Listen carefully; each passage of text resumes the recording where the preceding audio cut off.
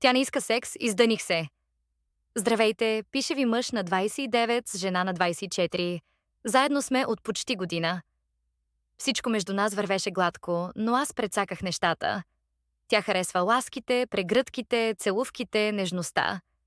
Много е нежна и самата тя, естет, чувствителна, всичките й емоции чета на лицето. Сексът ни беше хубав, тя ставаше страстна, дива и много й харесваше. Веднъж обаче й намекнах за свирка и тя ми каза, че не иска да си грози физиономията.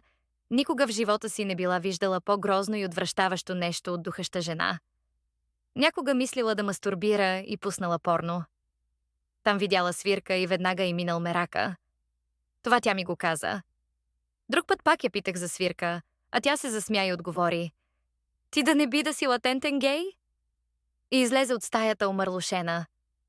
От тогава не ми говори, не ме докосва, не ме приближава даже. Все едно ме няма.